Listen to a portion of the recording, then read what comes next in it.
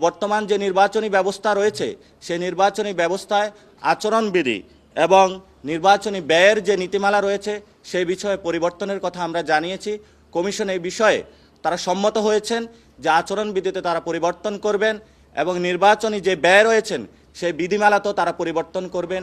হলফনামায় যদি কেউ ভুল তথ্য দিয়ে থাকে তাহলে ওই প্রার্থী যদি নির্বাচনে জয়ী হয় তাহলে পরবর্তীতে তার প্রার্থিতা ক্যান্সেল, সে যাতে সংসদে শপথ না নিতে পারে তার এই বিষয়ে নিশ্চয়তা বিধানের জন্য আমরা কথা বলেছি, দাবি জানিয়েছি। তারা এই বিষয়ে সম্মত হয়েছেন, তারা বলেছেন এই বিষয়ে তারা কথা বলবেন। গত 53 বছরে আমাদের যে সংস্কৃতিটা রয়েছে এই সংস্কৃতির মধ্য দিয়ে একটি সুষ্ঠু প্রক্রিয়া নির্বাচন অসম্ভব হয়ে পড়েছে। রাজনৈতিক দলগুলোর ইন্টারনাল ডেমোক্রেসি নাই, রাজনৈতিক দলগুলা বিভিন্ন ঋণ খেলাপিকে আসন দিয়ে থাকে, ভালো মানুষকে প্রার্থিতা কখনো তারা দেয় না। অলিগার্ক যারা আছে তাদের প্রার্থিতার মধ্য দিয়ে একটি বাংলাদেশে খারাপ কালচারের দিক মধ্য দিয়ে বাংলাদেশের নির্বাচন ব্যবস্থাকে ঠেলে দিয়েছে।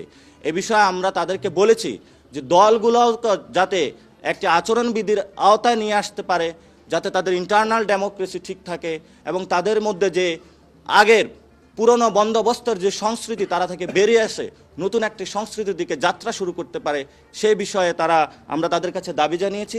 তারা এই বিষয়ে বিবেচনাধীন রাখবেন বলে জানিয়েছেন। এবং আমরা দেখেছিলাম গত 15 বছরে নামে বেনামে অসংখ্য দলকে রেজিস্ট্রেশন দেওয়া হয়েছে, বিভিন্ন পকেট খুলেছে নামে বেনামে এবং বিভিন্ন দলের মধ্যে বিভক্তি সৃষ্টি করার জন্য অনেকগুলো দলের সংযোগ রেখে একই নামে বিভিন্ন দলকে রেজিস্ট্রেশন দেওয়া হয়েছে।